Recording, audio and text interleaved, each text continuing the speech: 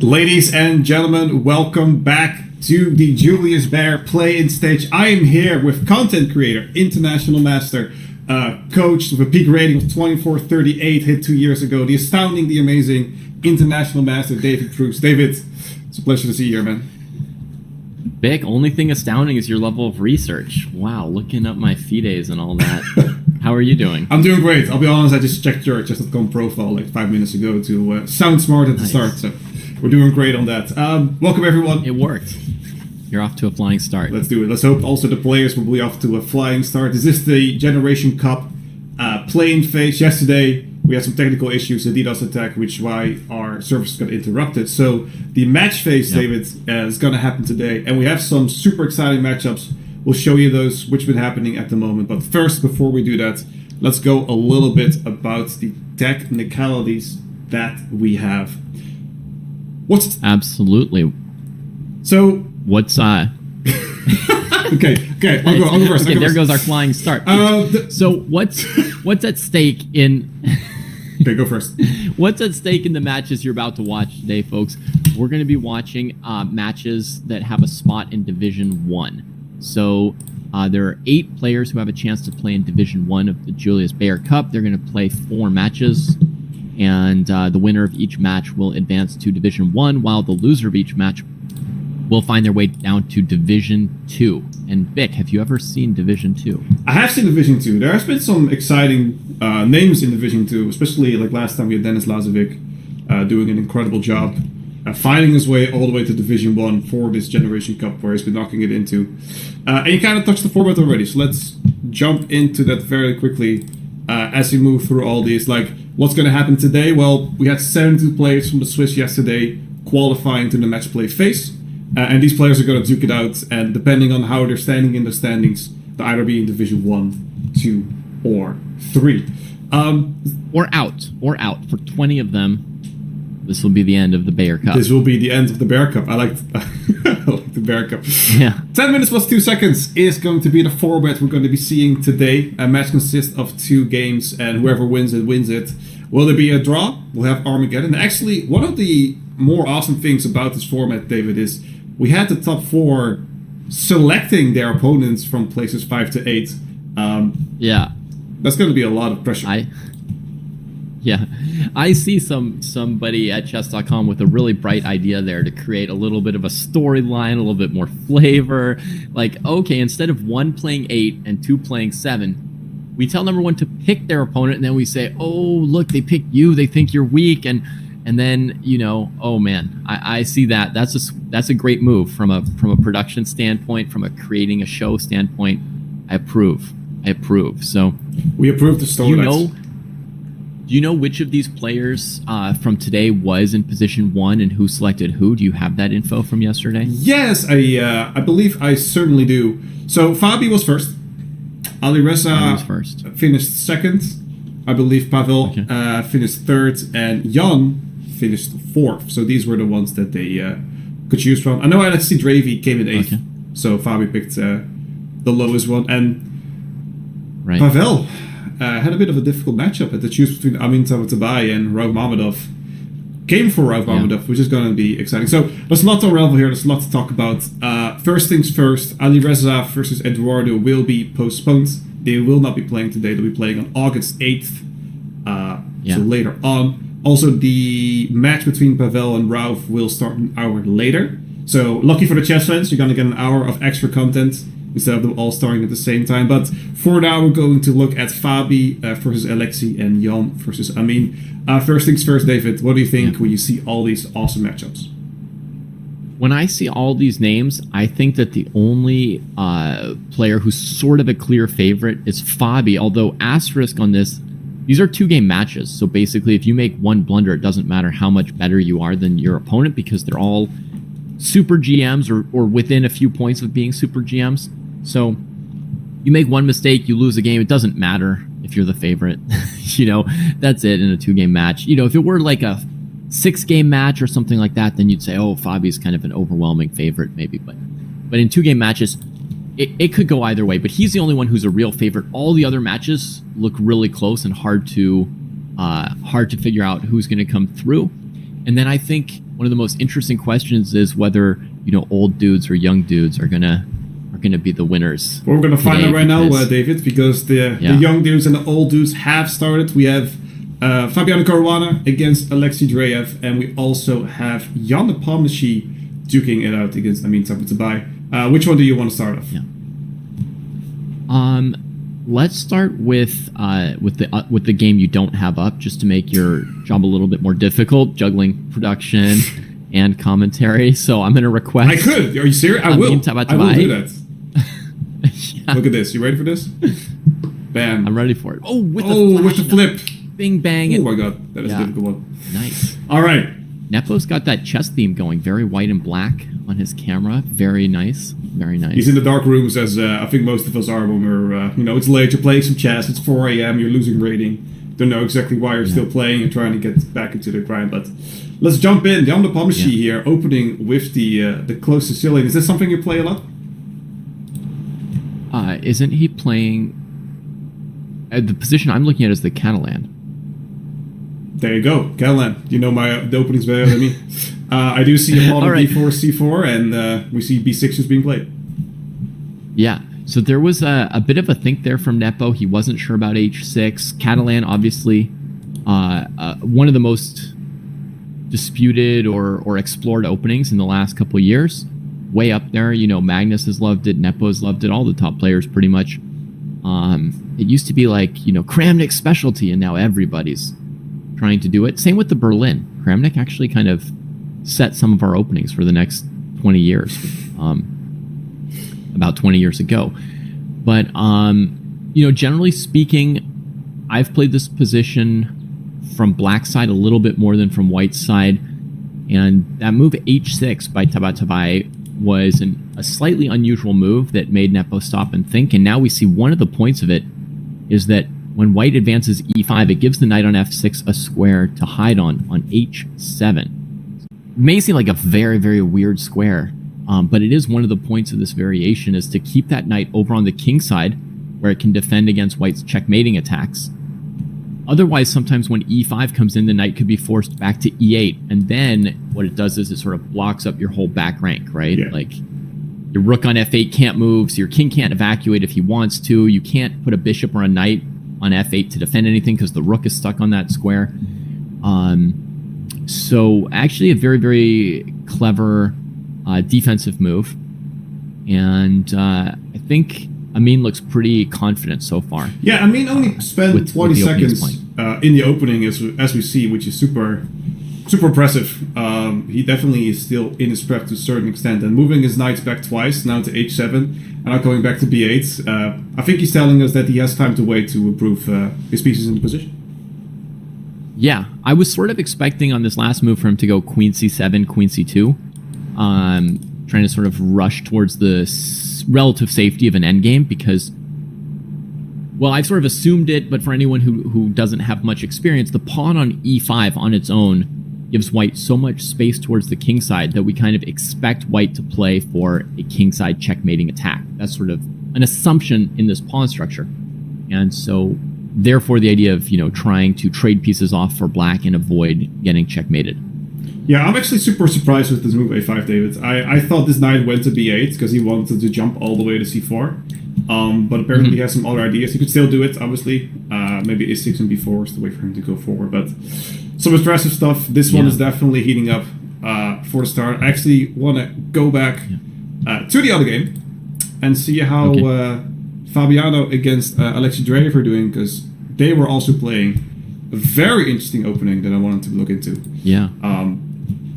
A bishop b5 Sicilian from Fabi. He's got a lot of experience with that line. Andreev played, I think, an unusual move. Based on the position I see in front of me, I'm thinking he played knight to d4 pretty early. Yes, that's correct. Okay, not overly early, but yeah, okay, so he's... I feel like often in the past, Fabi would have traded on c6 much sooner if given the chance. And this time he really delayed it. He's got a big choice here where he can take back either way, knight or either pawn. All three moves are plausible with sort of different kinds of, with different structures, but they're all plausible structures for white. He goes for very nice pawn center, but with the c file for the rook instead of a e2 pawn sitting on c3 to support the center extra. He's feeling without that knight on c6, there's not much pressure against d4, and that's kind of critical for black in this structure, would be to have some pressure against the d4 pawn. Yeah, I play this a lot with the black pieces, these kind of purge modern setups, and these early e5 rushes before I castle are like the vein of my existence, because they're very hard to move forward. Even if I already castled, you try to put your knight back to e8 and suddenly the pawn is on d6. If you move to d7 now, like it breaks open your structure very fast. It seems like white has a super... Actually came out of the opening perfectly as they won. Yeah, I mean, this is a surprising move from Fabi, going straight for the throat rather than sitting behind his center and squeezing, to try and just spend time and energy in the first 10 moves of the game, advancing past the 4th rank, initiating stuff, and seemingly d takes e5, d takes e5, queen takes d1 would help black somewhat with their problems by getting queens off the board. But Fabi must have calculated something here after like knight d7. He must have something very specific in mind, like knight to d5, bishop takes e5, and then some tactic there before black's able to organize their pieces. Yes, exactly. And it's a big choice. I think I would have taken this pawn instantly and traded the queens and feel good about her position. I'm not as pointed out, but as you pointed out, maybe let's go back to that line. In case of this happening, maybe just a simple f4, and we're dominating this knight with a very nice position, and we can slowly build up these kind of structures. And the Dwarfsquare bishop is out of commission at the moment, so super interested to see what will happen. That's definitely playable, your idea. Should give white a strong advantage as well. I think what you said about just blitzing out the queen trade is what we might do if we were playing a bullet game against somebody with our own rating. But when you're playing Fabi and he plays this move e5 so early and it's a little bit of a surprise, anytime a strong player plays a move that surprises you, that's where the warning bells go off immediately, right? Yeah, exactly. And these players are always on the level of saying, okay, what is my opponent's idea? What are they trying to do? And it's always about, you know, that thing where it's like, I know that you know that I know that you know that I'm going to do this, right? It's leveling. You play some poker, right? I don't play poker. Oh, but that's where I thought you got it from. But yeah, but it's this thing where you have to, in order to beat another top player, you have to figure out their idea, then figure out something that's wrong with it. But then you need to make sure that they didn't see your refutation and that they have a refutation ready for that, right? So it's like you have to really make sure that you're looking very thoroughly, that you've assessed something that's in keeping with their skill level, that you're not assuming a silly mistake that they wouldn't have made. Exactly. Excellent points. So what do you think of this knight g4? I'm going to break it open. This opens up the e-file in case we're taking. So maybe we're going to try the first bishop f4. Or we're going to kick this knight away. We're going to move it here. And we're going to put even some extra pressure. And I really like this idea of pins on pins on pins. Super, super interesting. Maybe in one group we could even play e6 and break this chain over here. Maybe it doesn't work in this exact position, but white has plenty of choices to choose from. E6 could be considered here as well as your other idea. It's definitely a mad scramble for black here because they're basically hoping that white's going to collapse at the d4 or e5 square without landing a blow on black, and that's pretty iffy here, right? As you said, e6, the knight would be hanging on g4. The bishop takes, you take it with the rook. Black's going to drop material, right? Exactly. So, you know, white's probably going to come out a little bit ahead there. Against e6, black can also consider f5. I don't think Fabi will go for e6, but it does show that black's a little bit hanging on by a thread here. H3 kicking the knight would be my first instinct, because if I can send my opponent's piece to a bad square, I'd love to do it. Things may be so desperate that black would consider a sacrifice, like pawn takes e5 if you play h3. Yes, and now it's actually mentioned, maybe after rook takes e6 we get a knight takes f2. And there you have it, a little intermezzo there. Ah, and that's being played right now. Wow. So scrambling to get enough. I'm a little surprised Fabi played e6, because h3 looked very powerful as well. But I was just thinking that h3, pawn takes e5, pawn takes knight, pawn takes d4 might be a weird way for black to sack a knight, get 2 to 3 pawns, take over the center, and really change the course of the game. Fabi looking very intently at the board. Look at that. He's absolutely, yeah. He's leaned in a little bit. He is super surprised. Getting deep into it. Wow, knight f2. There's a lot going on here, a lot of revel. Obviously, we cannot move the rook back because we will lose the queen. We'll have to take a moment to trade these one-offs. I think Fabi is now favoring, do I give another check before I take this knight? I dislike that, but what do you think? I think he's thinking of taking on e7 pretty strongly, because if you play king f2, fe6, the f-file is of some use for black, as well as you've passed up the chance to get one pawn, right? So rook e7, you get back a pawn, you isolate the d6 pawn, and you keep the f-file closed. It seems to have a lot going for it. That's true, absolutely. I think you'll lose the d4 pawn in this variation, however. Maybe that's why it's... oh, yeah. It's a bit more tricky. Wow. There's a lot to think about. Also... No, it doesn't work here. For some reason, I thought queen a4 check might sneak in a little, making it a little bit more difficult, because you have a lot of pressure on b5. Actually, queen a4 check is possible, because if b5, you could sack your bishop or knight potentially, and then save your rook.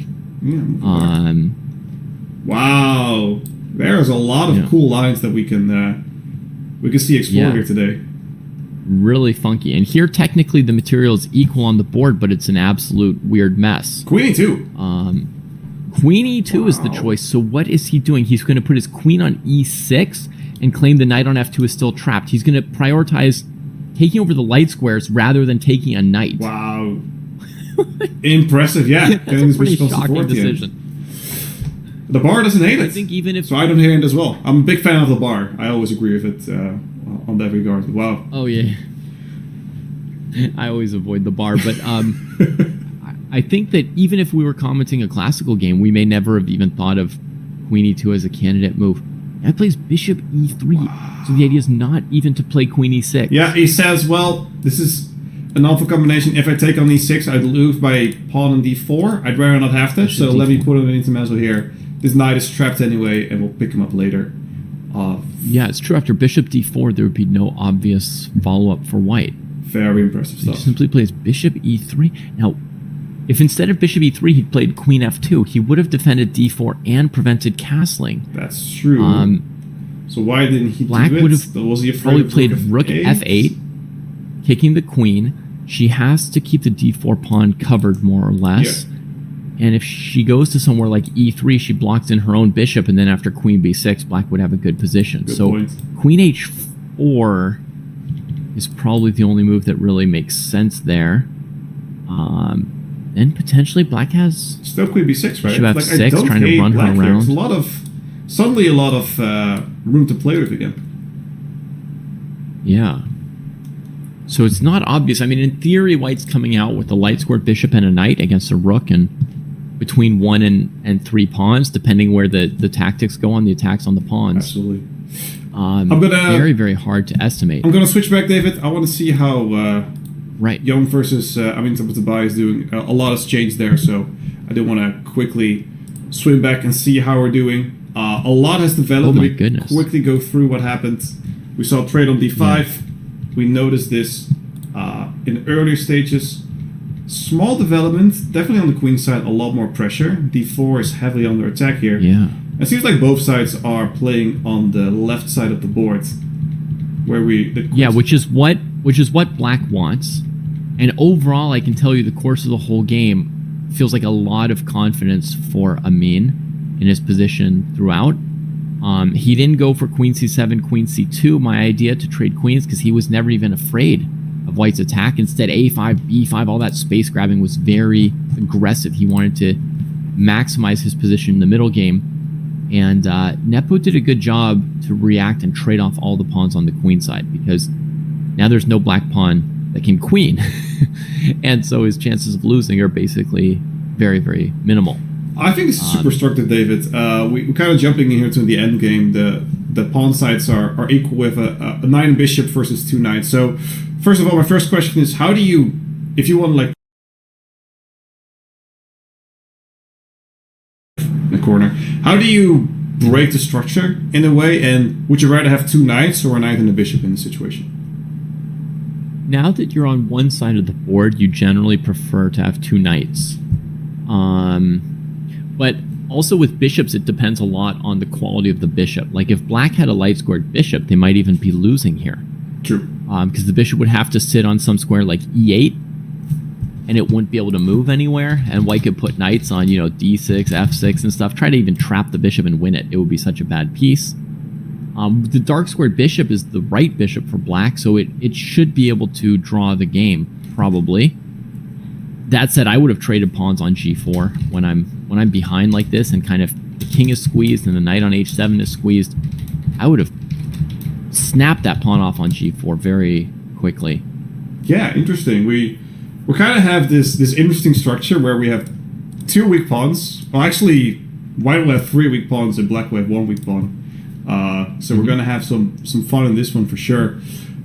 I think black was going to try to get the king out and somehow try to get to the side. It's very odd to see. And do you think there will be any sacrifices in these kind of positions?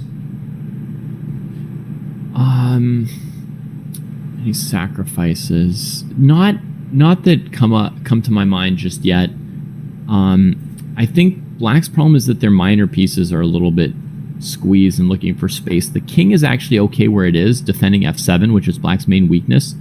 So he doesn't need to try and activate the king in this case. He needs to hold off white's activity. If he could engineer a thing where the rook could go, you know, rook d7 to offer trade, and then if rook b8, go rook d8, defended by a bishop on a5. Yeah, exactly. If you could go back and forth and get that rook out from the 7th and 8th ranks, that would help your defense a lot, but black's minor pieces are so awkward, that's kind of a dream for now. Looks like Nepo's trying to trap the bishop on c1, actually. Yeah, I think well, first of all, this black bishop is a little bit awkward at the moment. I think the other idea is getting this knight to d6 and put extra pressure on f7. Like you earlier said, we want to put more pressure on that point. But yeah, this bishop is out of squares at the moment, can still go to f4, but will not have a lot of ways to live. It's being pressed into this corner. It's impressive to see white move forward. He's threatening rook b1, bishop a3, rook a1, right? And the bishop would die on a3. Yeah. And if the bishop goes to f4, he can probably chase it down with king f3, bishop into h2, and then eventually bring a knight to, you know, f1 or e2, anywhere that covers one of those squares. That bishop will run out of room. So there you go. We might see this. We might see this happen. This bishop not doing too well here, and we might see. We might see a trap. We might see an endgame masterclass here from Young versus. I mean, I quickly want to move back, if that's okay with you. I want to see how the Fabi game is developing, and if we have any cool endgame ideas that we can learn from, because we have a little bit of a material imbalance here. Fabi looking at the bar, he is a lot better. Maybe even grab on d7 here. A lot of us have unfolded, but scary f-file here for white. Yeah, so black has two pawns and a rook against bishop and knight. Base scenario, that's about equal materially. So it really depends on, you know, very specific details in the position. As you say, the f-file is something that white has to cover very, very closely.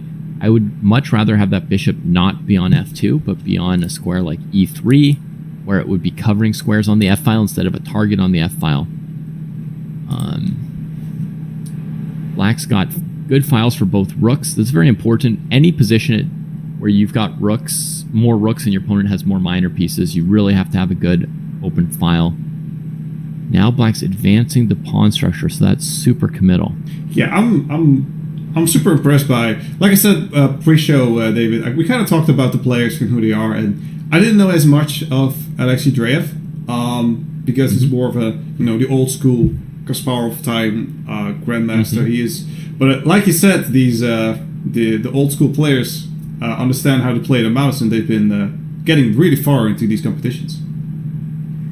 Yeah, I mean, anybody who's here in these play-in matches is here because they played really very strongly in a 9-round Swiss yesterday, right? Through 9 rounds, they were able to keep up with other top grandmasters. There's a huge talent pool in every one of those play-in Swisses, obviously. Oh, he dropped the pawn! Rook takes d6, the bar is shooting up.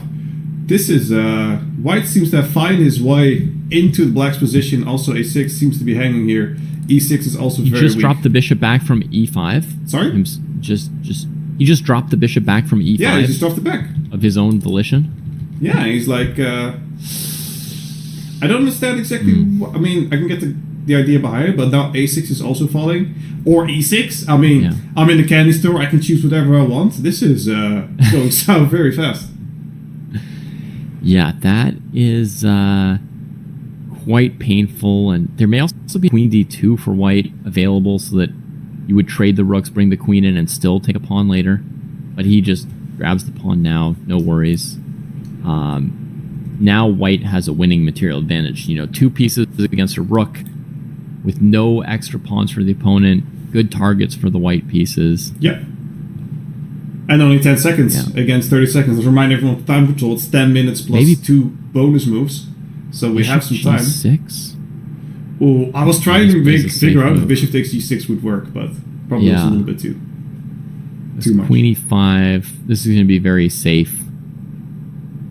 This approach here. Oh yeah, he's got the game over because he's got queen back to e5, trade, and knight e6 check, picking up the last rook on d4. Yeah, there we had it. Just to end it here, we had an e5 check. And then you said we had... And he you can take and play knight e6 check. Wow. There you go. Fabiano wins game number 1. Let's quickly go towards the other game, which is still ongoing.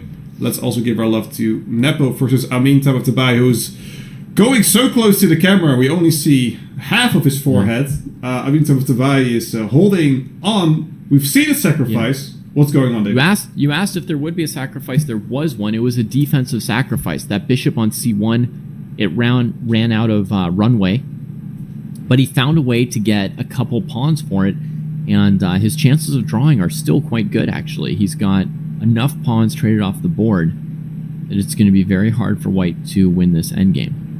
Well, counting it like that, it's 3 pawns for the bishop, which is an excellent trade-off in that sense, and I actually prefer black in these kind of time controls, because these pawns can go very, very fast. If you're not looking, this h-pawn is suddenly an h1. Yeah. I think he's trying to force the knight to d4. He's thinking that trading off one knight will make the defensive task a little simpler. Well, that has happened. He's trying to swing his rook to g4, trying to pick up this g5 pawn as well. And black is... wow, defense... I love these setups, by the way. I have to call it in. If you have this weak f7 pawn and you get your rook like in perfect harmony with the rest of your pieces, you're doing a good job. As long as you don't allow knight e7, which he doesn't. That's why I don't win all of my games. But yes, you are correct. It's 20 seconds. No, 20 seconds. You've got the idea there, right? You've got the idea. Oh man, this is tense. I mean, you can see them both. I mean, Tabai looks super interesting, super fatigued. Jan just looks bored. If I look at his camera, it's not into this position. Yeah. What's this rook check all about? Oh, now he's going to go back to f5. So he played e5 first, and now brings the rook back to f5. Had he put the rook on f5 earlier, he was afraid of white playing f4 and knight e5, and the rook would sort of be stuck on f5. And now he's traded off one more pawn on g5, and should be a pretty safe draw for black. Yeah, should be a safe draw for black. Is there...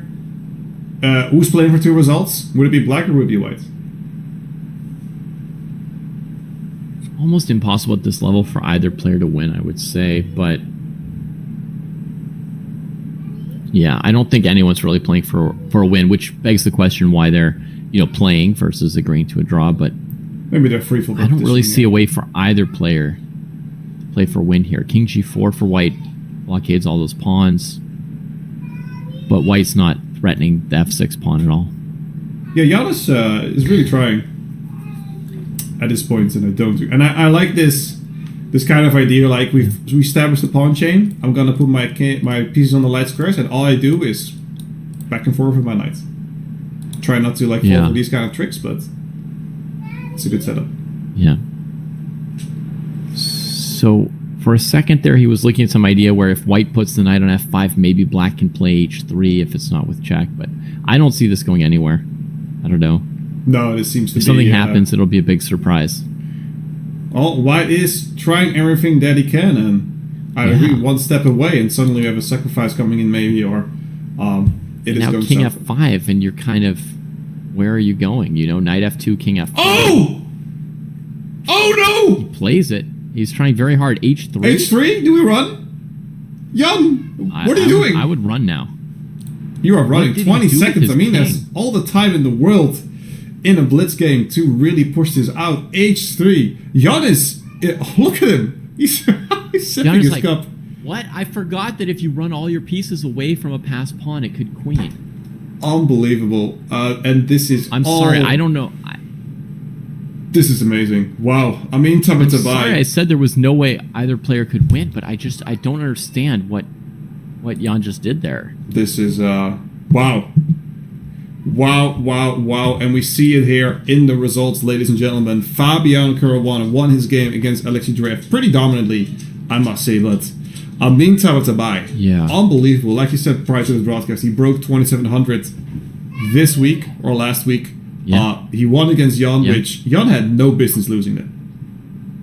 No, truly not. I mean, he's ran his king to h5 for who knows what reason, and then the h-pawn just walks down the board.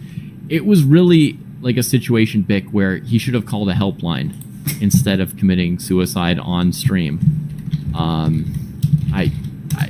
It's inexplicable. I apologize for being certain that it would be a draw and for not even knowing who was trying to keep playing, because I couldn't imagine a winning plan for either player. But I guess anything can happen. Yeah, now this was... I actually want to go back to that game real quick because, one, I can, and two, I think it's super instructive. We're looking in this position, and we're talking about, well, we could just stay in this position. This knight can jump around from f5. This king is on the perfect square. We don't need to move this king at all. You can never push f5, you lose g5. You can never run this. We take this, and this pawn is blocked, so we're also defending our free pawn. This king is perfectly safe.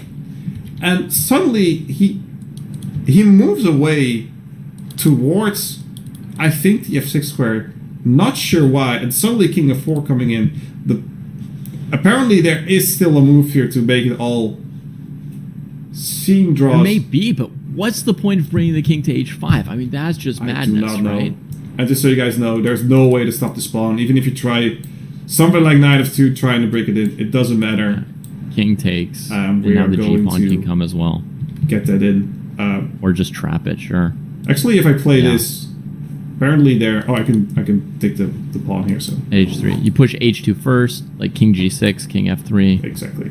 Now we are... But, like, where is that white king going? I don't know. Like, from Jan's play, it almost suggests that he thought there was still some kind of chance for white to win, but I don't know what idea he might have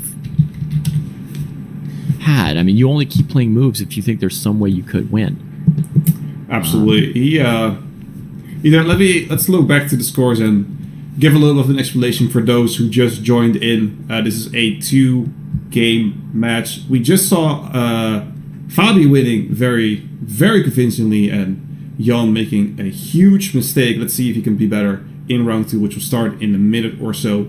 Alvarez versus Eduardo will be delayed. They'll play their game on August 8th. And Pavel versus Rauf, they delayed their game by an hour, so we shall have more chess when they start in half an hour for these games. So super excited. What's the game plan for Jan? He's gonna be black now.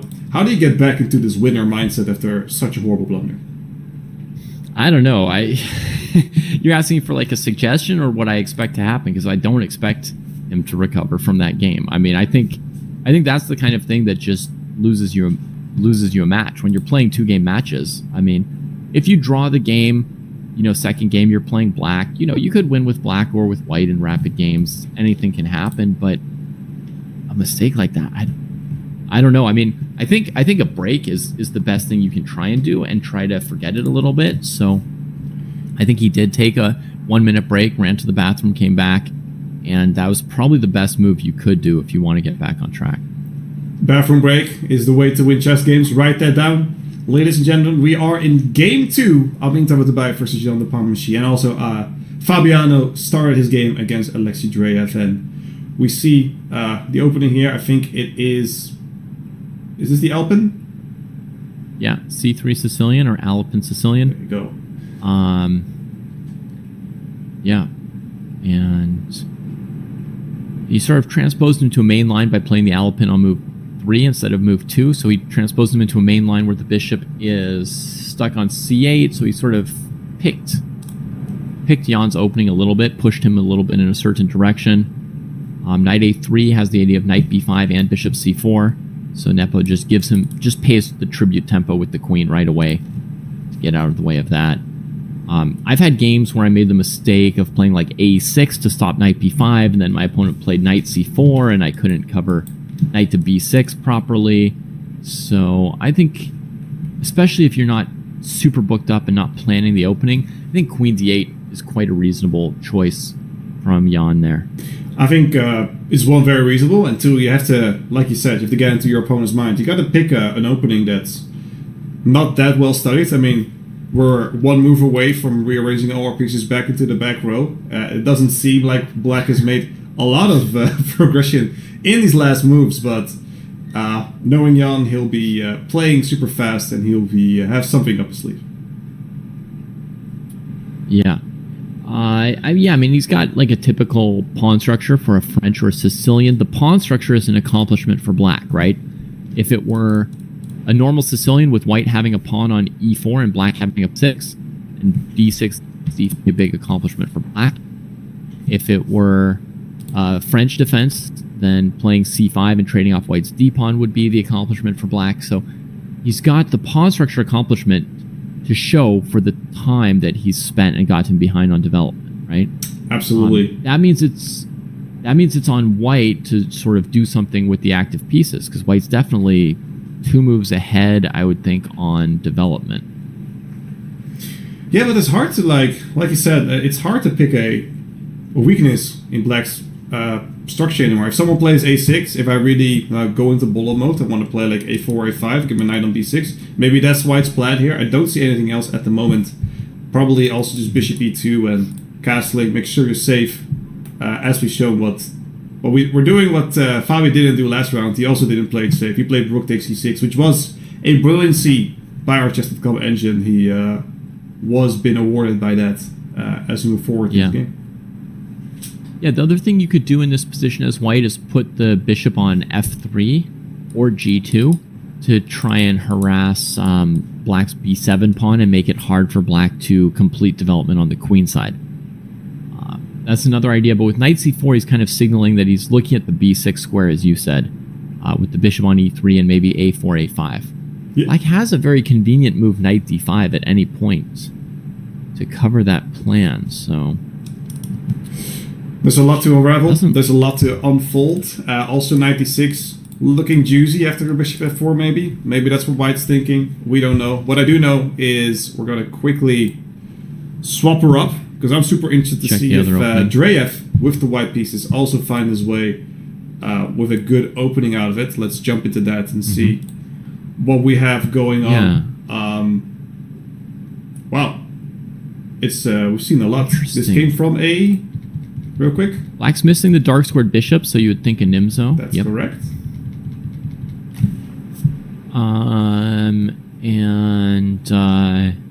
Yeah, black is going to be able to trade off white's central space advantage with the C pawn. White's going to keep the bishop pair for the moment. Sometimes white lags a little bit in development, spending time on like queen C2, A3 and stuff. So black's going to try to attack light squares before white finishes organizing their pieces. White's got that extra dark squared bishop. So e4 is a point to attack, and there's also often counterplay at the b3 square, or black, which, okay, is going to sound very abstract to anybody who's not 1800 plus, but there's ideas where you put like a knight on c5, you go bishop c6 to a4, or queen e8, you bring the pieces into a4 and b3 and sort of take over some squares on the queen side, and there's an open c file to play with around that, and just sort of eventually it generates something. Hard to explain concretely, but yeah, and let's not forget we're looking for like awesome positions for black to develop their pieces. White is the one that needs to win here. A draw also doesn't satisfy. It's a 2-game mini match, so a draw and you're out to Division 2, and Fabi should go on into Division 1. So I'm looking aggressively, right? We need to do something. So we don't necessarily want to trade. We want to play Bishop D3, go into the attack at some point whenever it makes sense, and try to do something out of position. But I don't know. Yeah, I don't think that gone really well at the opening. Yeah, I don't think that Dreyev necessarily needs to play super aggressively. For one thing, it's not really his style. His style would be fairly consistent with being satisfied that you've got the bishop pair. Minimize Fabi's counterplay against e4 and b3. Just sort of defend those points, get castled, try and play a really long game. So I think that's what we're going to see. He plays rook d1 so the queen can tuck when the rook comes to c8. He's not going to play bishop d3 because after knight c5, his bishop pair will be exposed to getting traded off. He'll just be looking to play like, bishop e2, f3, and castle. And it's going to be Fabi who's going to be looking for more aggressive moves, despite being the player who needs a draw, because white has this long-term advantage of the bishop pair. And there's always this short-term, long-term thing. Right? Yeah. Who does the long-term favor? Once you figure that out, the other player should generally try to play for something short-term. Once you know that, if nothing happened for the next 40 moves, your position would gradually be worse and worse. Then you look for more aggressive things, which is why, if white had spent time on f3, I was already thinking about f5 for black, trying to explode the light squares. Absolutely right. On that, you're trying to... Black is the one that's trying to push here, but white is pretty satisfied with his position, plays it free, keeps it stable. We'll see what black will push forward. And I kind of want to talk to you. If we look at the players right here, we see Dreyev chill, lean back, analyzing the position. Mm-hmm. And I see Fabi like very, bend over towards the screen, really focused onto his table. And when I was playing over the board a few months ago, I was like walking past all these players, and I see everyone like moving forward, really focused. And my question to you, David, is: do you check your posture, or is that important to you when you're playing chess? Because chess players have incredibly bad posture when playing the game over the board. Over here, so I was super curious to think how you reacted to that. Yeah, when I'm playing, all I care about is winning the game. So I'm willing to sacrifice my posture for 3 hours or 5 hours or whatever if it allows me to see one extra variation that somehow makes the difference. And in terms of their two postures, I would say Fabi had a more concrete posture. Like, to me, it looked like he was calculating variations. I can almost feel like bzzz, like variations going. And Dreyev, he looked a little bit more like, bishop pair, e4 square. Is the C file going to be more important or the D file? It felt more like he was considering things rather calmly, maybe comparing it to other positions he's seen before. He's a technical player who has a lot of experience, so he's going to be, aware of, in what situations can black play f5? What games have I seen from this structure before? So that was kind of my take on their postures. There you go. I love that. I'll sacrifice 3 years of my life. I can get an extra variation in during an over the board game. That's going to be my new my new memo. Are you saying 3 hours of bad posture knocks 3 years off of my lifespan? Well, I mean, if you do it over the course of 60 years, I don't know. 60 years. Okay. Yeah. Okay. Eventually, yeah. But it's always like, I just need to win this game. And you're not necessarily planning to have bad posture for 60 years, right? True. That's true.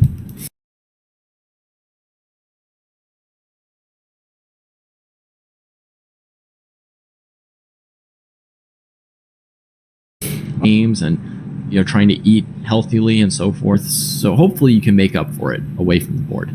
Well, black is making up for the dull, not really the dull, but the more easy middle game going up. We see h5 coming in, very aggressive.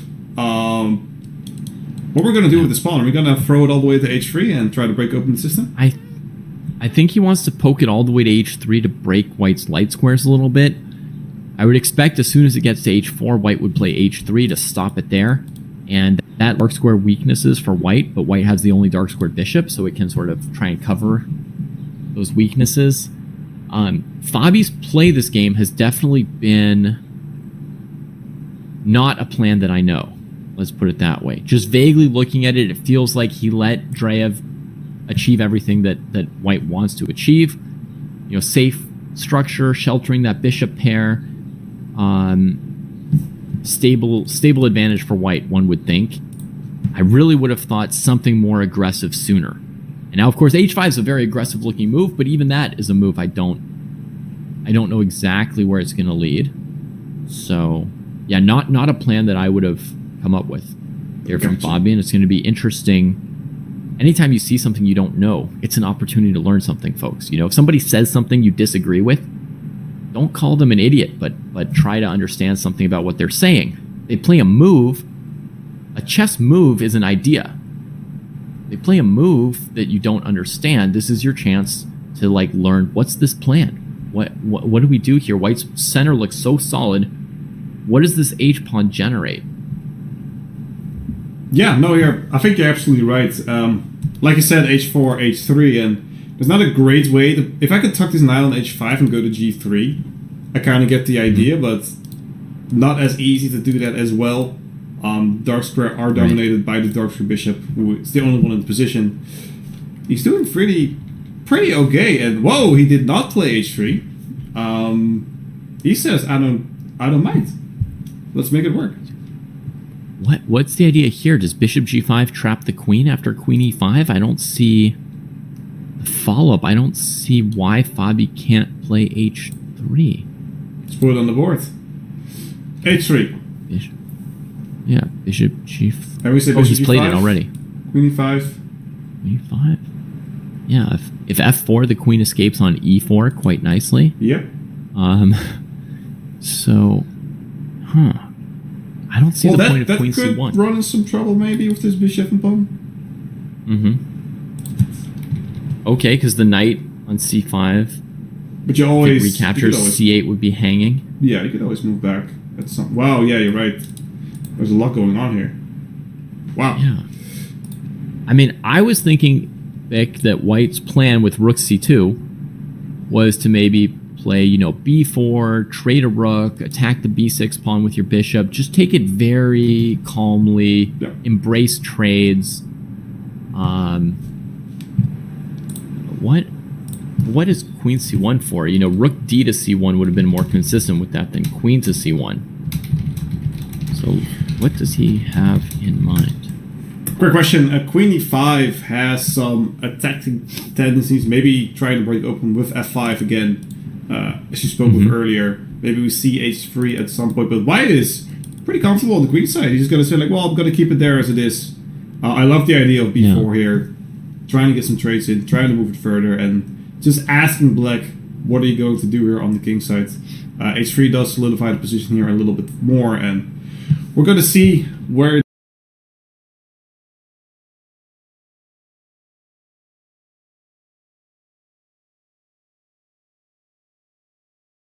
this fight, after a shocking endgame, which he had no reason to lose. Yeah. But look at his position he's doing pretty okay. Yeah, I mean, he's got the bishop pair for himself, and he's gone to an endgame, which in this structure looks fine for black. White's c-pawn still on c3. One of the first things I check, if white has this pawn majority on the queen side of 3 against 2, you want that pawn majority to be really far advanced to be a factor in the endgame, where black has to fear a passed pawn or a breakthrough from white on the queen side. Instead, it looks like black's got a very, very free hand. Bishop pair is a very nice advantage for Nepo here. Yeah, No, it's a very nice advantage for Nepo. Like you said, the bishop pair is going to be very, very, super important during these endgames. And I'm always wondering, in these kind of equal positions, there is some differences, but again, the pawn chains look pretty much the same here. How do you move forward here? Do you go to the center, or do you go more to the flanks? How would you approach this position as black in a must-win situation? Yeah, I mean, the main idea is to advance your e-pawn at some point, but it's hard to pick the exact moment. I have to jump in real quick. Knight d5, and we have a fork? Right, so that's been what's been restraining e5 up to this point. He has bishop c6 to avoid losing any rooks here. But after bishop c6, bishop f3, is he planning e4? Let's quickly show it on the board. He did not play that. So let's see how that worked. Bishop f5. Out. Oh, apparently there's a big move here. Is it just e4? Try the e4 move. Yeah. It's a normal move. The idea is if the knight takes either rook, we take on f3 with check why and then didn't recapture he the play? knight. Is there something else we can play here? Oh! Bishop takes c4. Block the defense of the knight. So bishop f5 is played. So we will we lose a rook here? I'm confused. Well, okay. The rook on c2 was trapped by this bishop f5 move. I see. White defends it looking to recapture, and then the knight will be able to take one of black's rooks, and the bishop pair will be gone. Yes. Or black can play bishop e4, check bishop f3, and trade off the knight, and again the bishop pair would be gone. So it feels like, I don't know, Nepo played e5 at a very complicated moment, rather than massaging the advantage he had longer, and it's not clear that he has any winning move or idea here. No, absolutely, and I 100% agree with you. It seemed like just what I meant to ask, like, do you go for the center or do you go for the sides? The problem is she went for the center, get the attack, but lift this knight d5, and maybe he missed the implication of bishop f5 and bishop f3, and really trying to, that these rook trades aren't enough. He really wants to keep this bishop, but I don't see anything else rather than taking. Maybe you could go back or go to d3, but it doesn't make any sense. Why would you have taken this anyway? So we probably see bishop take d5, and I don't know who's better in this position. Yeah, I mean, black's probably still a drop better because the knight on b3 is badly placed.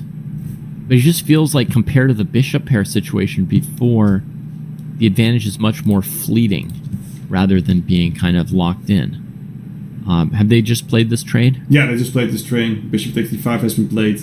Rook to d7. Yeah. The bishop are gone all the way for white. We have a knight versus bishop now, and this seems pretty okay. Whenever this knight sees the light of day more, we do have a passive rook, so I do like black's position a little bit more, but it's definitely defensible.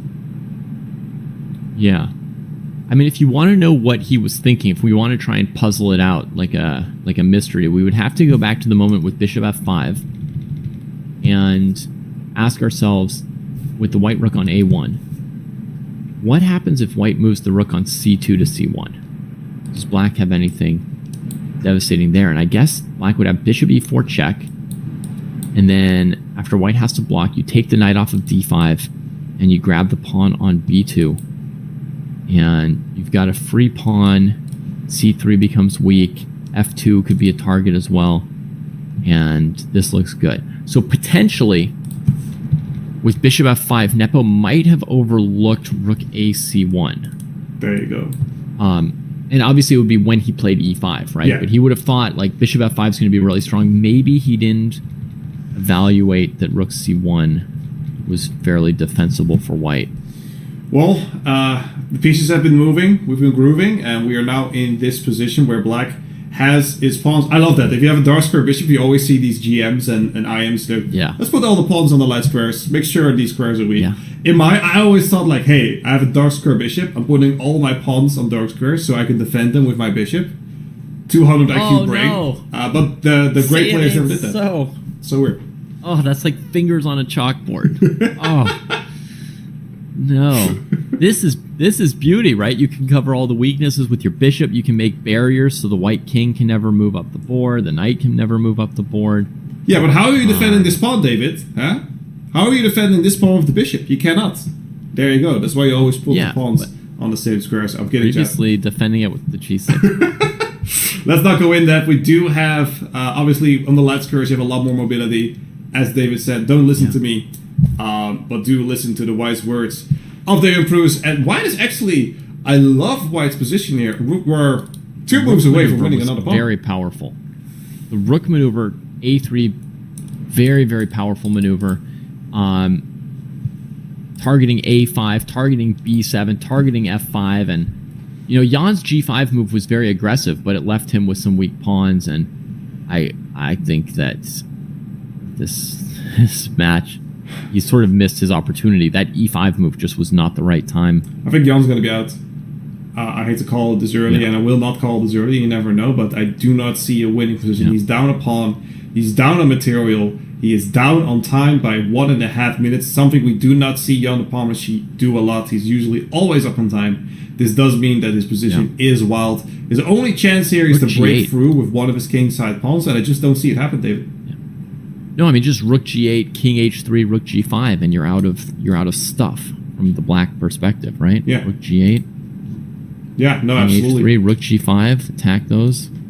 Kicks this bishop to a bad square first. Perfectly good as well.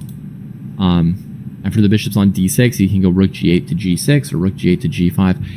It's killer, and honestly, if this were a must-win situation for white, I would expect Amin to take this one home. Whoa! Sorry, bishop takes f2. The bar is dropping. There's a lot going on. I don't know exactly what happened or where it went wrong, but we just a pawn. Well, he was. Go ahead. If he brings his bishop back to d6, everything he has is hanging. So instead, he trades it for the knight with a fancy trade: bishop f2, king f2, e3, and then the pawn trades for the knight. Yeah. And while he does not take that pawn, I love that. He has a little bit of a hidey hole, but the king is cut off by this white rook, and this is looking pretty great for black. Yeah. Well, no, not great for black. White's fine. Sorry, grim. He can just push the h pawn or the a pawn. Grim was that. While my dog is doing stretches in the background, ignore her. She's doing her best, living the life that she can. King g3 just played, and well, white here is how you defend this pawn. It's also, I think it's a super interesting position because white's pawn is also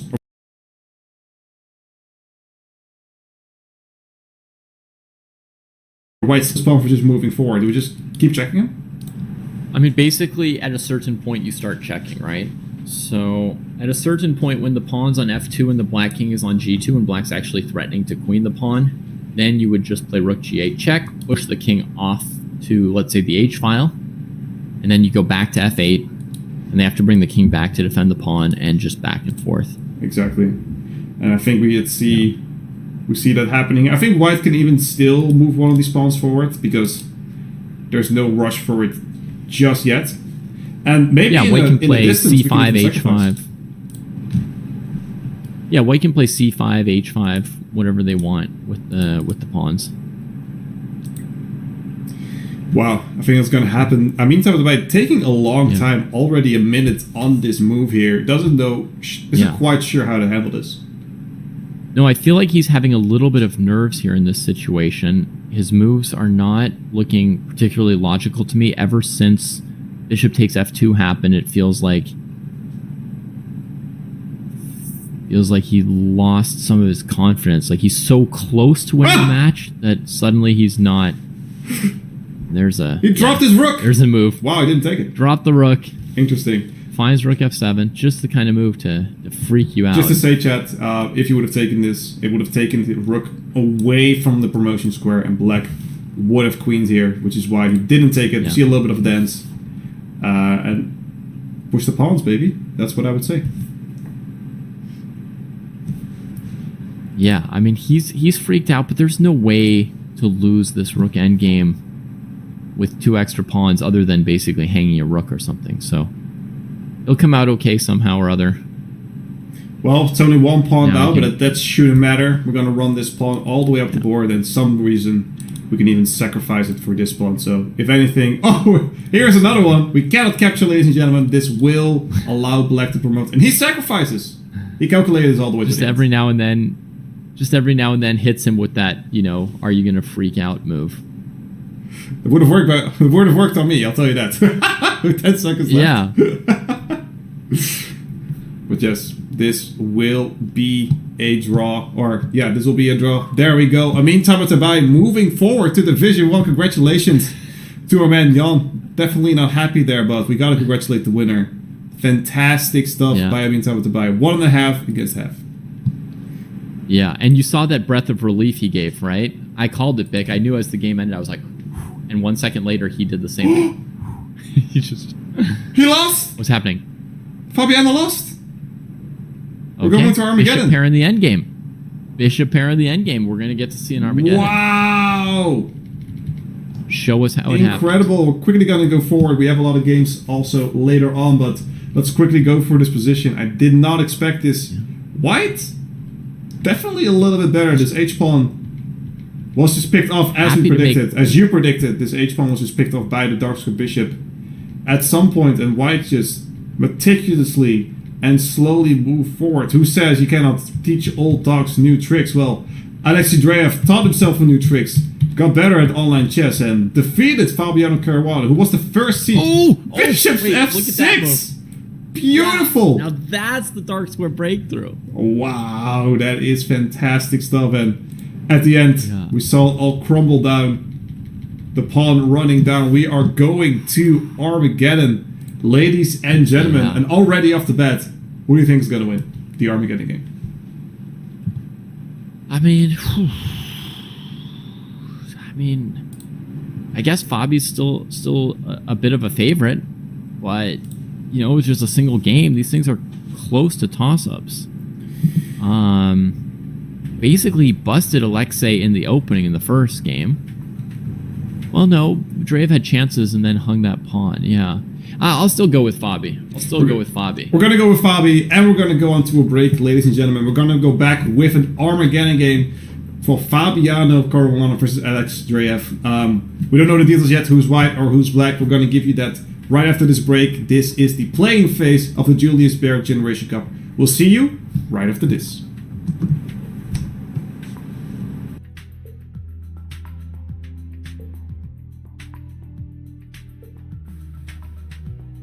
You guys play chess? You want to talk about it? Yes, we do. Let's do. Oh yeah. Where do you play chess at? In our room. Okay, when I say chess, the first word that pops into your mind. Protect my queen. Hikaru. Intelligence. Strategy. Tactics. Toby Maguire. Oh my god, you saw Pawn Sacrifice? Yeah. If you're on Tinder and you're scrolling and someone has a chess player on their profile, is that swipe left or swipe right?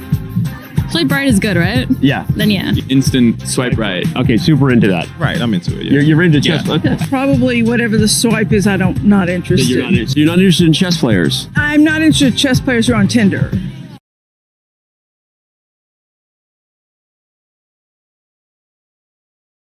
Gold, can you name a chess player? Yep. No, not gonna. Anna Taylor-Joy. Capablanca. Wow, name another one. Oh, Kasparov. If you name 5 other world champions in the next 15 seconds, I'm gonna give you $50. Karpov, Spassky, Holgar, Carlson, and Anand. Holy shit, he did! You get $50, dude! Oh my god, we just lost $50. Whose idea was that?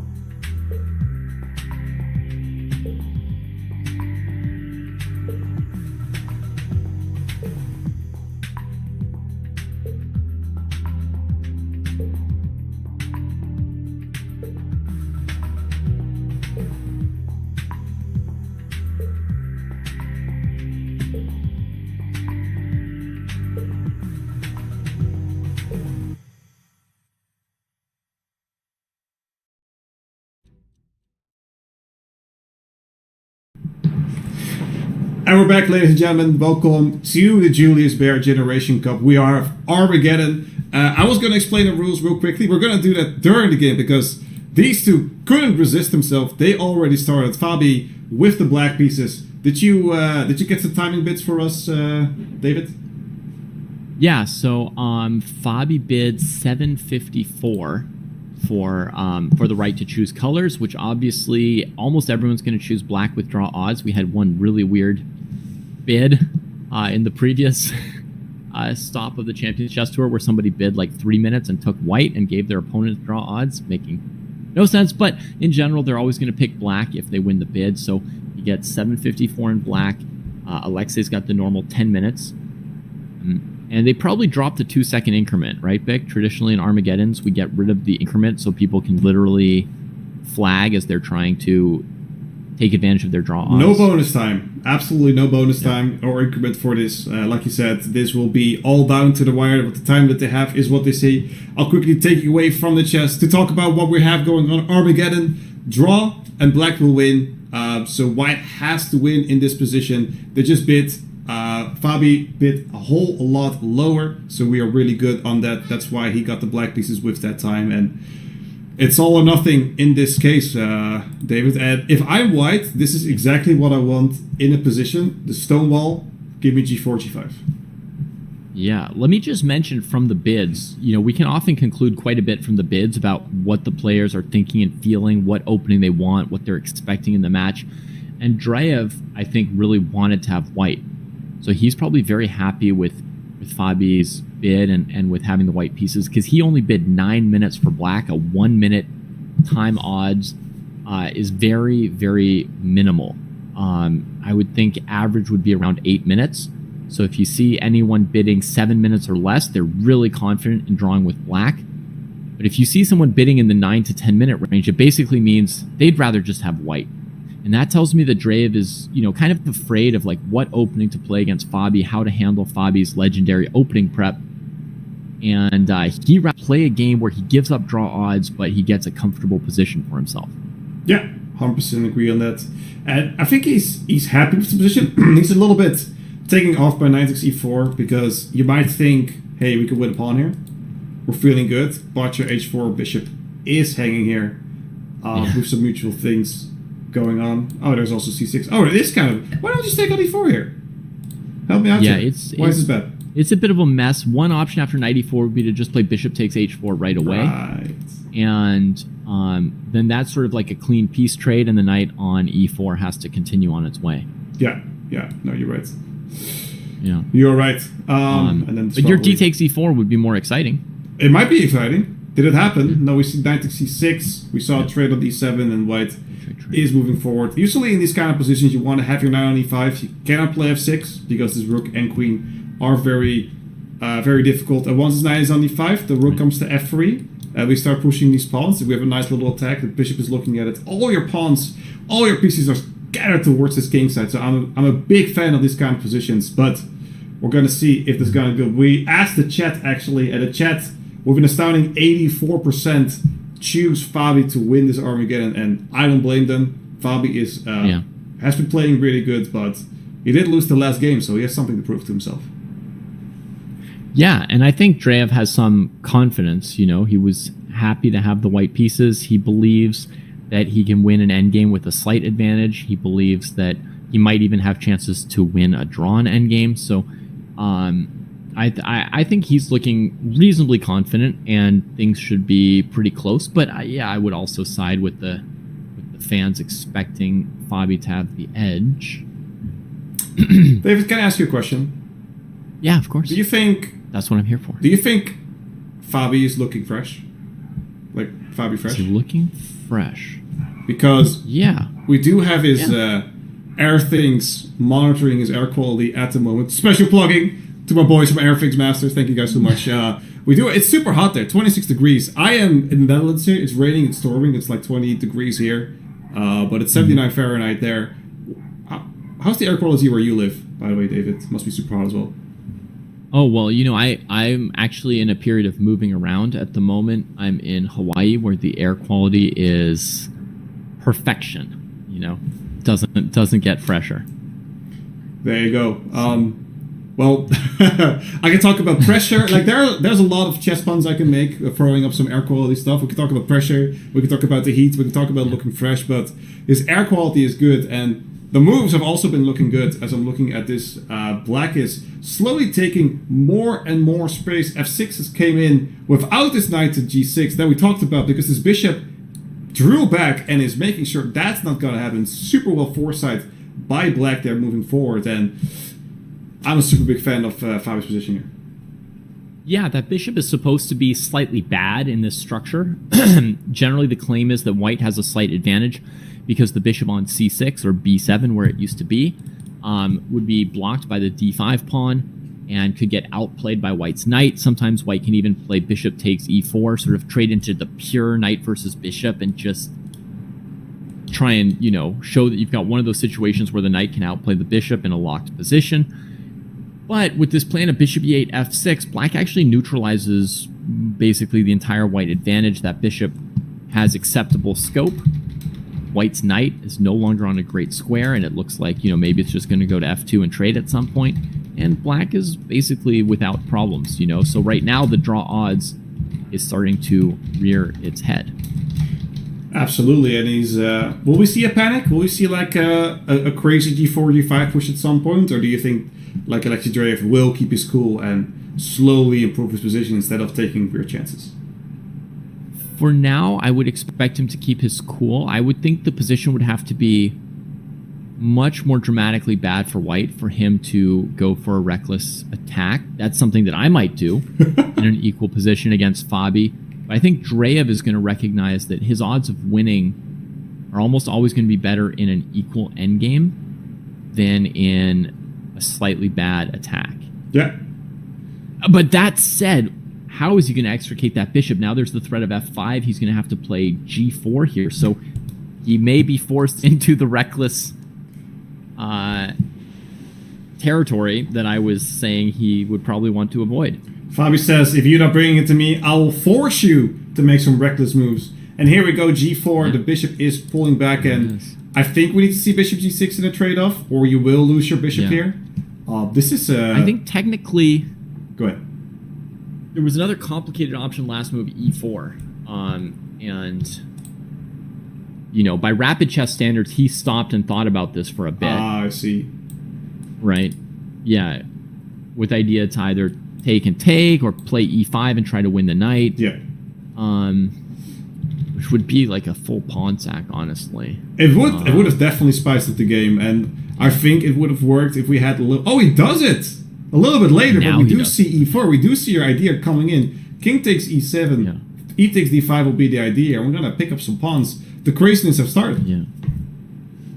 Yeah, also, after king takes h7, e5 check, bishop g6, we'll see why he threw in g4 here. Now he has the move f5. Wow. If I'd done this e5 check idea to win the knight with my pawn on g2, then after bishop g6 hitting my queen, I would probably be falling apart. Actually, you can already take on d6 here, because we have a little Mexican standoff. As you probably don't call it like that. Oh, yeah, and after the rook moves, you even have rook takes e6, so you're really getting fair chances for white. Impressive. Let's see what's happening in the game. We see king takes e7. What's a mess? Did not play e5. We do see a lovely pawn chain. This knight is trying to come in, and we have fire on the board. Yeah, that's exciting. So Dreyev did go for something exactly in the style you're asking about. Something a little bit reckless, something a little bit exciting. Knight moves off of a prime blockading spot. So that's a bit of a surprise for sure. Yeah, where's this knight going? He wants... Obviously f4, but what's the... Maybe we want to go h5 or g6, but this bishop, I love this bishop in the back. It's just covering all the big squares, and at some point, hold out, because we're only a few moves away from getting this queen in here. This is exciting stuff. I love this. Yeah. But there's the third pawn, and it's like, why not take it? Take it. Yeah. And he does. Absolutely. Gotta grab some pawns, gotta move forward a little bit. It's complicated. If a king side attack doesn't work, you gotta make something happen. But I'm looking queen d5, bishop c6, and I'm asking, what are you going to do? Probably knight f4. I mean, he's going to go knight f4 the moment you go queen d5. He's not going to wait for the battery, but then you're going to pick up the pawn on a2. That's an adventure that's available for the queen if she wants some adventures. Oh! I called one right! Let's go! Yeah. It's gonna go in my book, my 15 most memorable move callouts. Yeah. I've got 12 so far, so got a whole life ahead of me. Queen d5 coming in, like you said, knight f4. We're losing another pawn, but white gains the initiative, and I say go for it, Alexei. You have my blessing. Can we see? Yeah. I mean, there's no way you want to save your pawn and allow bishop c6, right? I mean, that's not no. truly an option. I think this was the only move, and we're kind of feeling out how we're going to pursue this. I don't probably rook f2, make sure everything is nicely defended before going super ahead. Do you want to push d5 at some point? I feel like you want to, but it's impossible.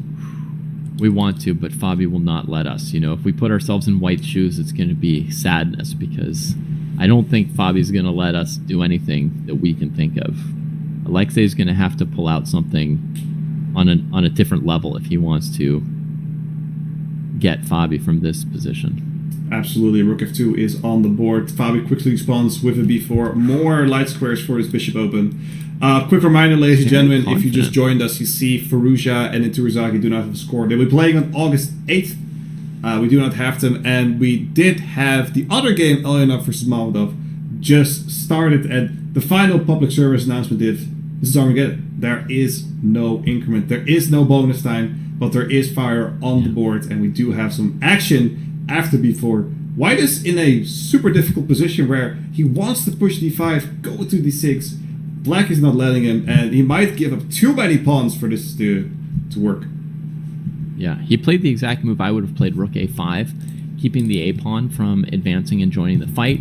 And this, you know, in theory, could keep the rook on a8 passive and the a7 pawn a bit weak. So it's what I expected, but the problem is just simple trade and attacking c3 is what I expected from black, and you know, I don't see anything very good for white here. So no, this is super rough. You're gonna lose this pawn. There may be a crazy move possible here. Imagine rook c2, Bick. Would that allow rook takes d4 from black? Let's find out. Breaking white's structure with a series of cross pins. Absolutely. And the idea is queen d4, queen c2, or pawn takes d4. You go queen takes queen, knight takes, and then rook c2. And there you go. Then it's over. Lights out. Is it or going to happen? Just no. take on c2. We have rook f3. Also defends the pawn. We're moving up a little closer, but this king is... it's a hot summer day, and he's prancing around in his bikini. It is not the best time. Put your clothes back on, because there's a lot of heat coming your way on this square. He's planning to tuck himself on g3 or h3 at some point. Yeah, but yeah, it's going to be airy. It's definitely going to be airy. Meanwhile, a6 to save the pawn and bring the bishop out to b5. He's saying that rook b5, bishop b5 will win some material. After rook b6, I don't even know.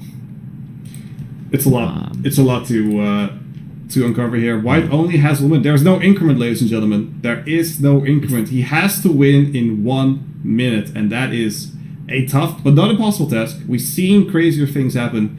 The result, if black draws, if black wins, they will move on to the Division 1 of the JULIUS BAER Generation Cup, and black is just cruising through. White just doesn't have an attack. Yeah, looking super active here with the bishop coming out. All white's icons are, you know, immobilized and blockaded. Very free position for Fabi. And one strategy here would be to do something like rook c7, rook c8 really quickly and just let white's clock go down a bit.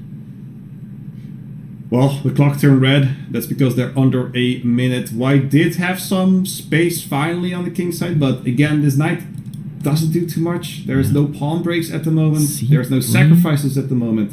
This would take way too long to happen. If I could make 2 moves, maybe that's an idea, but black is just cruising here, going towards the end. White's down on time. So c3 was hanging. There's a weird deflection tactic on e7, but basically the idea from black is against knight e7 check, you just play king f8, and white can't take your knight on d5 because their rook is hanging. And if they go knight back to g6 check, the king walks out to e8, and you've taken your pawn for free. Yep. So. Well, I don't think that's even necessary. 15 seconds until we see the master putting up a great show, defeating Fabiano with the white pieces last round. Super impressive, but unfortunately, Fabi stepped up in this game, and he's showing it. Yeah. Second game was a great game from Alexei. You can feel happy about it, but it's not going to be enough to knock Fabi out of Division 1. He returns to his rightful spot there, and we got to keep Division 1 full of top players, right? I mean, Nepo didn't make it, so they definitely need Fabi up there. Yeah, talking about that, well, we do see the time run out. Do we see a huge reaction from Fabi? No, this is just a normal Sunday afternoon for him, which is one nice and tidy, and we have an Armageddon win. And congratulations, if we can see right here, the scores have been updated, ladies and gentlemen. Fabiano Caruana. Oh, well, Dreyev seems to be running there. That's not correct. I can guarantee you Fabi won that game, updated, so don't worry about that. Let's get it off the screen. Fabiano going through, and I mean, Tabatabai defeated Jan, the publisher, earlier. That doesn't mean we are done just yet with the chess, ladies and gentlemen. I want to unravel what we just seen, but we have another game that has just started. Just started. They're almost done. It's Pavel Elyanov against Rauf Mamedov. And I think we should pay them a little visit. Yeah, absolutely. And I think that despite our graphic being slightly off, the fans who've been watching are going to understand that the score is that Fabi has advanced, and they will be ready to see another match here and see who else will be joining top players in Division 1. Magnus Carlsen, Wesley So, Noderbek, Abdusadarov, and Denis Lazovic all waiting, and now we know two more of the names who will be in Division 1, Fabiano Caruana and Amin Tabatabai, the newly minted 2700 from Iran. And here we've got some players who are not from the newest generation. They're sort of from my generation, Pavel Elyanov and Rauf Mamedov. Very strong players. Elyanov definitely has been over 2700, even as high as 2750, I think. A very, very strong player. I saw him playing in Division 2 last time around, and here he's got a chance to move up a spot into Division 1, where I don't think he's made an appearance yet. Game 1 of their 2-game match, and we've got quite a controversial position, right? White's just sacked a pawn on b2. The black king on h8 is going to be weak to White's bishop pair. Yeah, no, it's controversial is a way to say it. There's a lot going on here. b5 just pushed, and we see some action on the board here. Here we go, ladies and gentlemen. b5, and Rauf is a seemingly good position. We've talking a lot about the bishop pairs and the knight versus bishop. It seems like White is enjoying the bishop pair, but man, these attacks on the queen side is impressive. Yeah, so I mean, in the air is some kind of exchange sack on b2 followed by bishop d4. Any idea like that for now would have been refuted by the fact that rook takes d1 is check. So tucks the bishop on f1, and now can consider some more aggressive options. But I think rook takes b2 still doesn't work. So Elyanov needs something to break Mamedov's position where everything is defending itself for the moment. Gotta break the ice somehow. It's not easy in this position. As you said, it's also fun because these two have played a lot. Rauf Mamedov and Elyanov, like I said, they are from not the young gun generation that we'll be seeing, but they've been playing some super impressive. I specifically remember Elyanov doing really, really well in the Chess Olympiads. These two must have met a lot of times, and I'm not sure. I love this h5 move. I love that we're just playing on two sides of the board here. This knight looks a little bit awkward. Is there a way that we can make it better, or is it in the perfect position here? Yeah. Well, no, we definitely want to make it better, but first he's getting the king off of that diagonal, getting out of the way of rook takes b2 ideas. He wanted to sink his pawn all the way to a3 to anchor the b2 bishop and free up his queen. And Elyanov played a3 to avoid that. Even though the pawn on a3 may be vulnerable, he's keeping black from settling into a situation where everything is defended and becomes easier to play your moves under time pressure. Oh, ho, ho, ho. What's happening here? The bar does not agree with this greedy pawn grabbing. I've been watching too many Yasuo run videos, which I agree. Bishop takes b5, the queen is not defended? Yeah. It's going in? That's what happened. Wow. White's back in the game. Yeah, back in the game, the bishop pair breaks out. Black's queenside pawn structure has entirely collapsed for a pawn grab that was not advised. I think he had not calculated this correctly when he took on a3 because I don't think he would have misevaluated. I don't think he would have wanted to do this. So. Yeah, I think he missed that no longer this queen was defended, so bishop takes b5 was an option. He quickly moves it back, but this is huge for white. All the pawns have dropped. Yeah. None of them stand anymore. We have the bishop pair. We're up a pawn. This is a disaster for black's position. It's a 3-for-1 deal. Not something you see every day. But black's counterattacking on the dark squares as strong as he can. Why did surprised the queen? I'm surprised. Yeah, why did you stick with the queen? I want to go back to it real quick. After a check, I'll advise you go somewhere to h1. And isn't this right? You want to go on the second rank here? Yeah, queen d8, also an interesting queen d8. Yes. Candidate move. Oh, that's a good point. Black. That's a good point. Look at this pawn. Yeah. Didn't do it out. Let's go back to the game. There's only 4 seconds to get 8 seconds. They are both playing. Oh, it's made it 2! He's just checkmating him. Checkmating him. Oh, you hate to see it. How did the queen get from c4 to g8 without black seeing it? Let's quickly look at that. Wow, we just caught that in time, and Ralph Monadov is not happy. Queen to c4. Suddenly miss the cheeky checker. Maybe he mouse slipped. Maybe he wanted to go to e8. Yeah, maybe he mouse slipped. I'm gonna say that he maybe mouse slipped, but even then, yeah. Wow, that is unbelievable. Queen e7, and we see here, ladies and gentlemen, this is what you called checked and made into the business. This is. I need to catch your breath. Wow. So Elyanov came up with something. Eek. And that a3 move was so important, Walter. If we want to say, like, what did he do that got him from whatever, we saw the bar was in Mamedov's favor, right? Yeah. But what did he do to come back from that game where he needed to come up with something? I think the key move was actually a3, not letting Mamedov play a3, which would have created a situation where everything's defended, right? The game turned on some tactical mistakes, and tactical mistakes come up when your pieces aren't defended.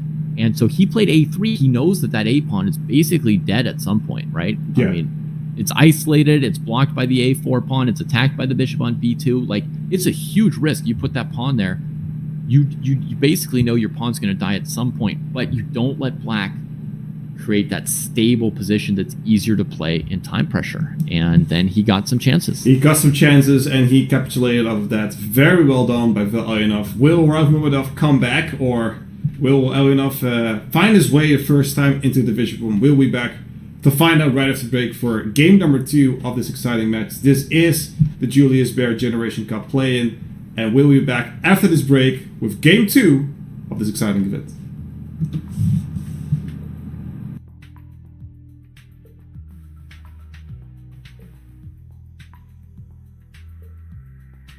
You guys play chess? You want to talk about it? Yes, we do. Let's do. Oh yeah. Where do you play chess at? In our room. Okay, when I say chess, the first word that pops into your mind. Protect my queen. Hikaru. Intelligence. Tinder, and you're scrolling, and someone has a chess player on their profile. Is that swipe left or swipe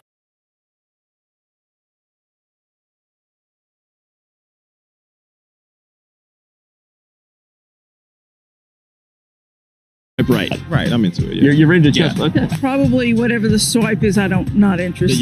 You're not interested in chess players. I'm not interested in chess players who are on Tinder. Oh, I get that. In fact, that checks out. If I ask you to name one chess player in the world, can you name a chess player? Yep. No, I cannot. Anna Taylor-Joy. Capablanca. Wow, name another one. Oh, Kasparov. If you name 5 other world champions in the next 15 seconds, I'm going to give you $50. Karpov, Spassky, Holgar, Carlson, and Anand. Holy shit, he did it. You get $50, dude. Oh my God, we just lost $50. Whose idea was that?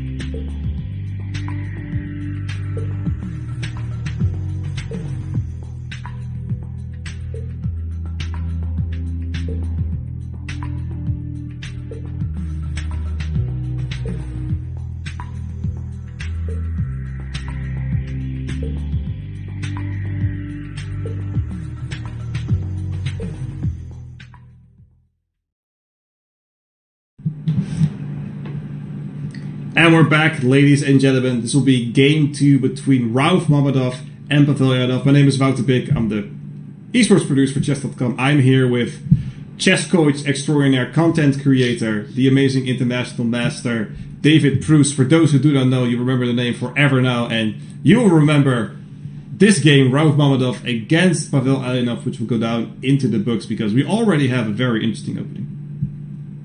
Yeah, I've never seen this position. There are only 4 moves into the game, and I've never seen it. I mean, okay, Elyanov's a big Huracan player, but Mammadov's playing some kind of weird quasi-advanced variation.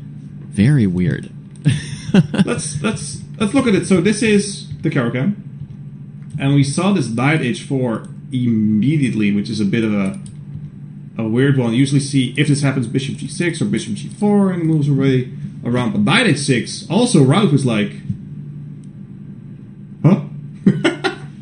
yeah, he was surprised. He tried to catch Elyanov in a surprise. He's like, this knight h4 move is super weird. He'll never expect it, and Elyanov bangs out knight h6. And now he's implying that on bishop takes h6, he'll play queen h4. Unfortunately, we won't get the following position, which would be hilarious to me. Bishop h6, pawn takes h6, knight takes f5, e takes f5. Now that would be a fun position. I think white would have a pawn slight structure, edge. Slight edge. You know, when you get doubled pawns, it gives you open files, right? And in that position, black would have 2 open files and white would have none. So you could make an argument for it, but those pawns are just too much, too bad, too many double isolateds. So his real plan would be just to play queen takes h4, and after knight f3, white is now 2 tempi down on the Huracan. Bravo. This is an opening which I'd never seen before and will never see again. However, what you see a lot with the Huracan is either h6 or h5 to tuck your bishop in. And that has successfully been blocked by white because you cannot move this pawn, and this knight doesn't really have great squares unless you go back to g8. So, okay, that is. I'm playing devil's advocate, right? I'm trying to get something out of it. if Elyanov just wanted to stick with opening theory that he knows, he could play knight g8 at any moment and transpose to the main line of the short. I think the knight f3 variations are called the short variation of the advanced Caro-Kann, although I'm not on top of the names. But he could at any point play knight g8, and I know it would transpose to main lines. Gotcha. All right. Well, we'll see what's going to happen. I actually played this position a lot with black, these kind of structures where I have the pawn on g6, but this knight loves it on f5, and this d4 pawn gets work really, really quickly. If we trade these off and these pawns after c3 come together, and we get this knight to f5, d4 becomes very weak after queen b6. We get a bishop there after g6 and d5. Like, if we can get such sort of structure, black is very favorable. It is a lot of moves, but we might see a future with this knight ending on f5, putting pressure on d4. Yeah, I think a lot of players who are newer to chess and have heard that doubled pawns are bad might wonder why white doesn't just take on h6. And in general, in the Caro-Kann, black allows bishop takes h6 in all sorts of positions, and the reason is they feel that the dark squared bishop becomes so strong that it compensates for that bad pawn structure.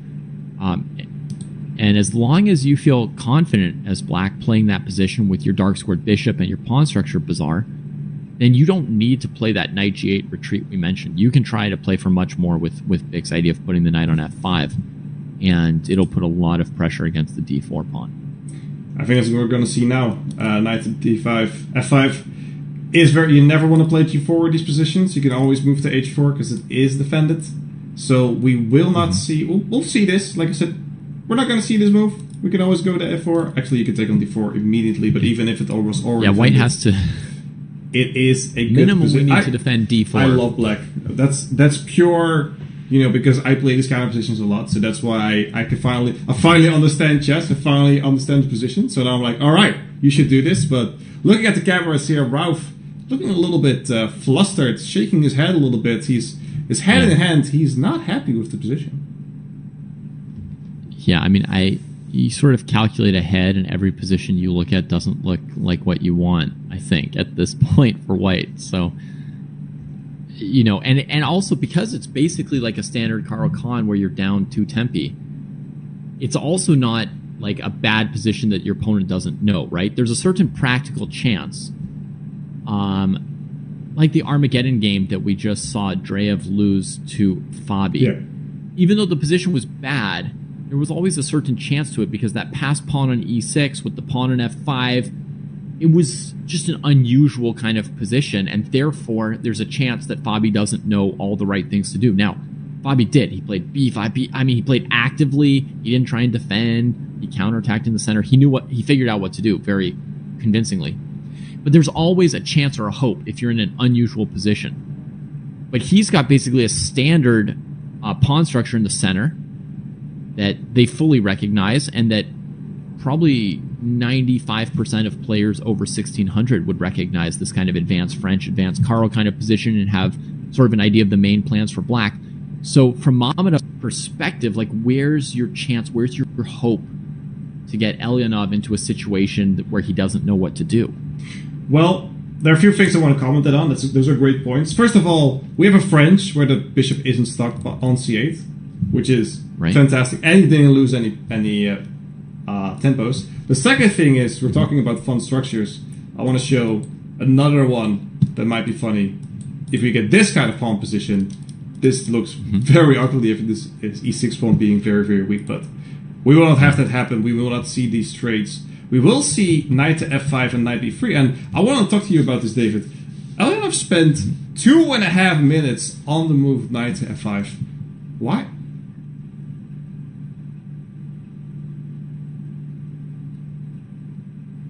I don't know. There you go. I mean, my first thought is that I would have played it instantly with full confidence that black's position was great. The only move you would normally watch out for would be g4, which is a move you covered that, sometimes g4 can force the black pieces back. Sometimes black just plays knight h4. But here with the d4 square just hanging, I really don't see any danger for black in any g4 option for white. So it's hard to even guess what he was considering. Yeah, I mean, maybe he already calculated the end of the game. You never know with these top players. And I love Black's position here. As said, we have the open c-file for the rook at some point. This bishop can nicely tuck itself here. Look at either f2 or put some extra pressure on f5. We also see a lot of positions where Black castles to play f6 and then try to open the f file as well. Black is playing with all the cards, and this is a bit of an awkward bishop, I guess. It might belong on f4, but... so white has two options of things they could try to undertake.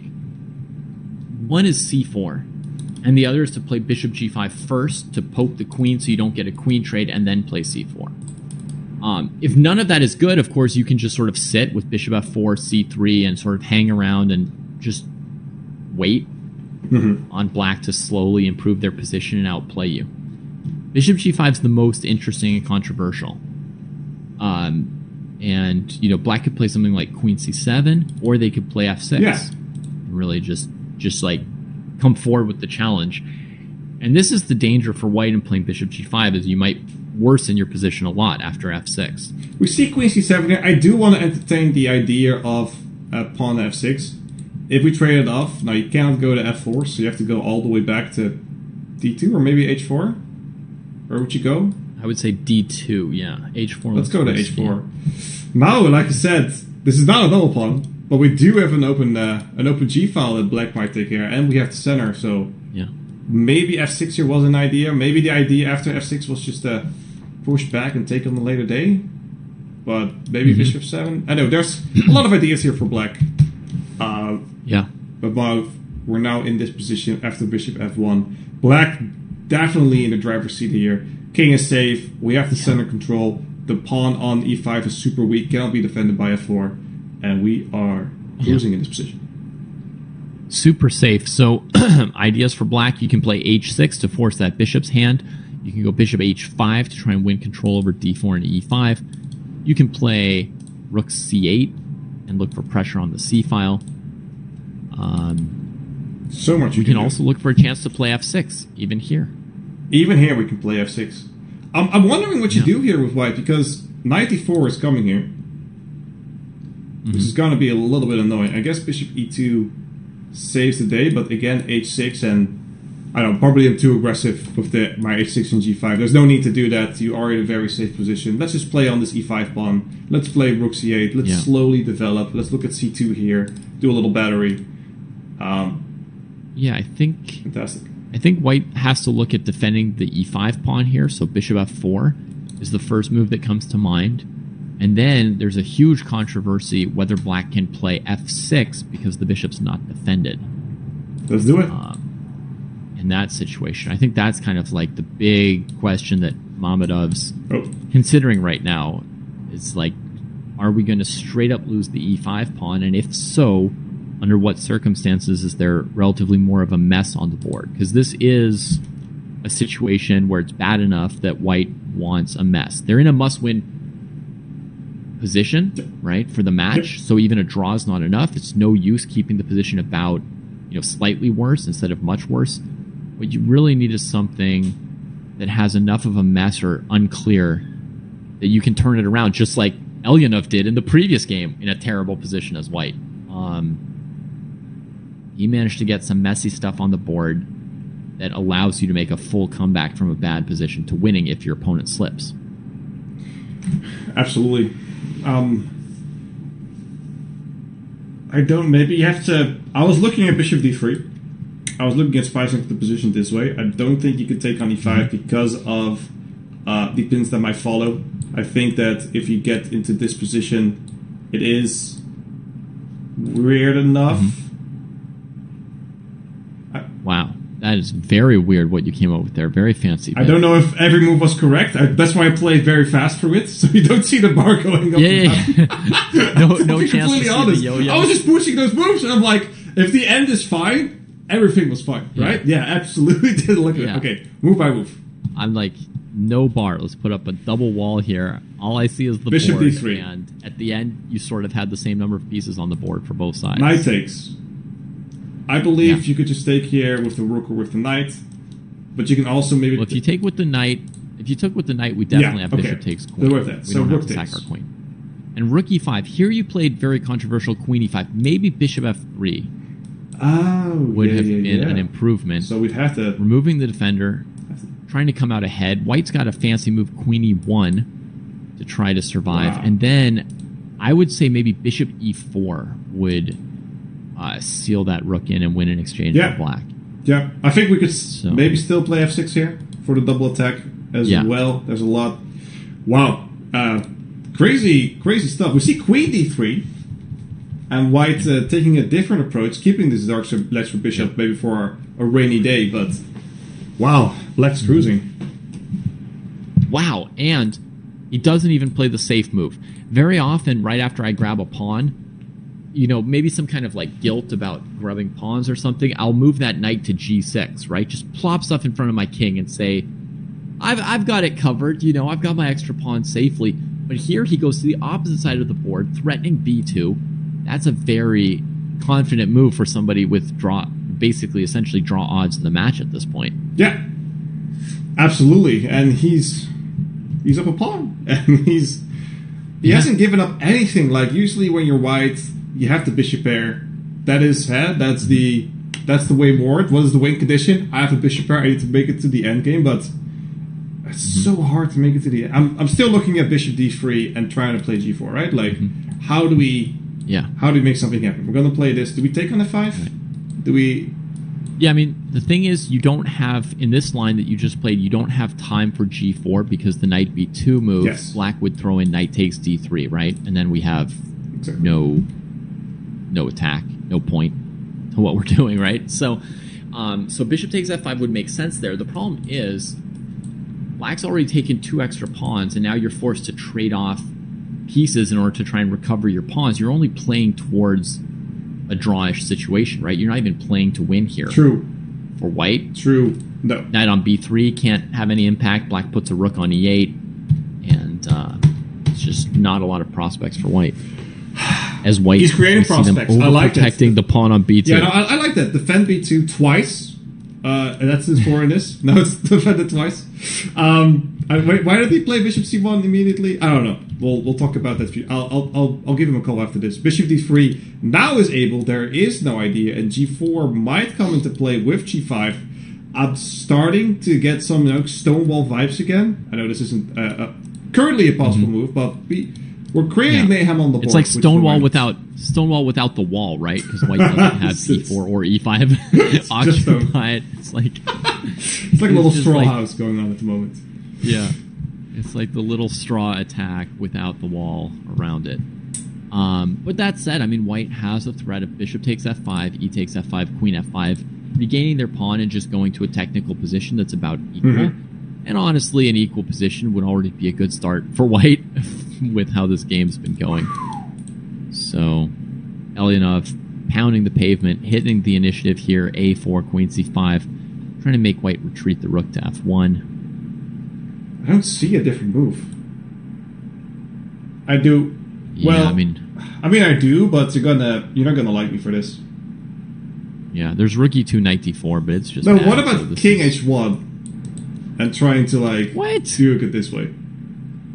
Oh my goodness, you're crazy. Just giving it up and trying to I'm playing Crazy Crest. I'm also playing not with my pieces. Yeah. It's someone else's pieces, and like you said before, sometimes you got to give up a pawn to get some activity going. Yeah, I'm learning as we're commentating. Yeah. That was not a bad idea, Beck. I think very reasonable try for white given the situation. But with knight e5, Elyanov's trying to force him into bishop takes f5. b4, okay. Pawn takes f5, queen f5. It seems to give away black's extra pawn. I'm not sure why he's satisfied that. Interesting. Well, it opens up a file and didn't en passant, ladies and gentlemen. You could en passant. It's not a... did you know that there's actually a lot of people saying online that it's mandatory to en passant if it happens? You don't have to, ladies and gentlemen. Don't have to. Yeah, those are people who just switched over from checkers. That's fair. They're people like me, figure because I things fought out for the eventually. longest time. Oh, yeah. Anyway. Okay, so he recovered his pawn. And that's a good start for white. Still, the c2 pawn's very weak, and black's position's fully satisfactory. Bishop on c1 could use some work, but, white recovered the pawn without anything disastrous happening, so I would say that was reasonable progress for white. A small win, for sure. A small win for white. And I was looking at some crazy ideas, so I'm actually not... I'm going to put him on the board, because I was happy. What about if you get... So we have to play this. I don't think you have time for h5. And try to get the rook in this way, and then put some pressure on h2 was like one of the ideas. I don't think we had time for it, but I'm feeling good. Normally we'd be improving the rook on a8 before looking for a fancy move like h5. So, maybe if you played rook e6 and rook a to e8, and you had both rooks ready to go, then you could start using those ideas you're suggesting. That's true. I need some more with patience. The kingside pawn pushes. Either way. h5 was kind of, you don't want this knight here, because f2 is kind of weak. We have the bishop on there as well. Black is definitely here in the driver's seat. Then, okay, so we're looking for white here. White is in a must-win position, ladies and gentlemen. It's a 2-game match. If Ralph draws or lose, he is out of Division 1. He'll be going to Division 2. So we're trying to find what are the win conditions. We have a nice light square bishop, a dark square bishop. So maybe a trade and try to mate. Yeah, he just forces a knight trade with knight c4, attacks 2 minor pieces with his knight. Playing fairly safely.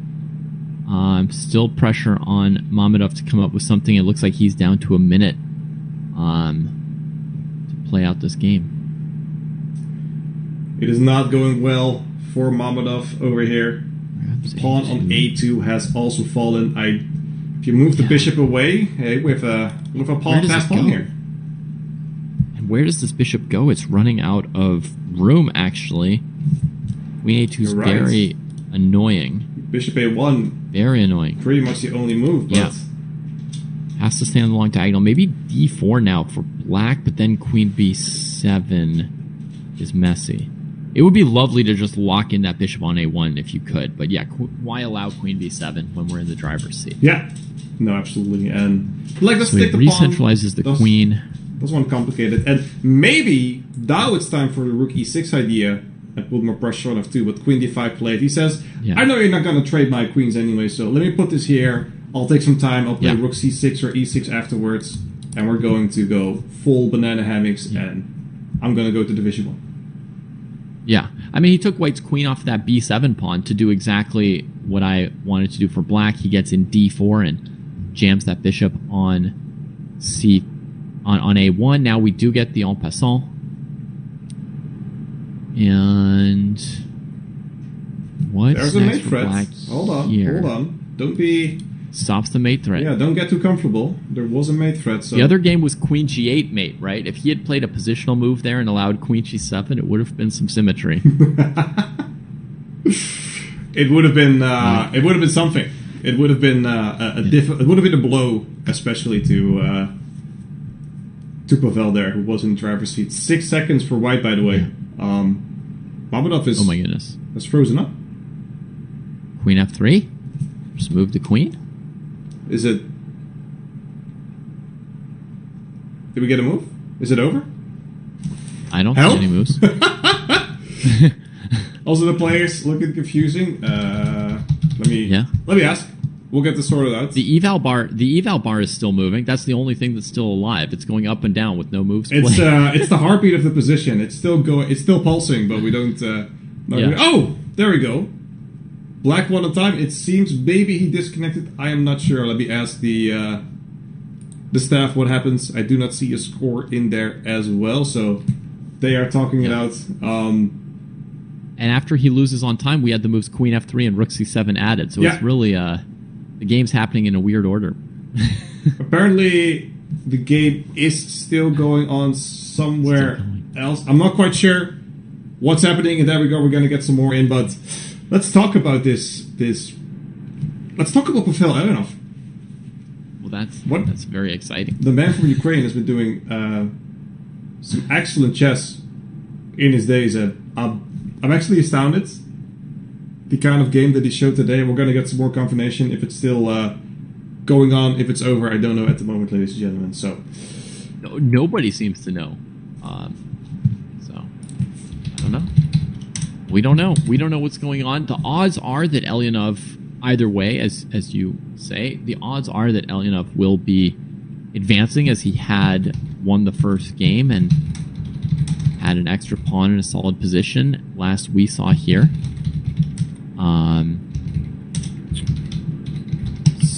Maybe another attack like yesterday. No, I don't think so. Be. I think it is.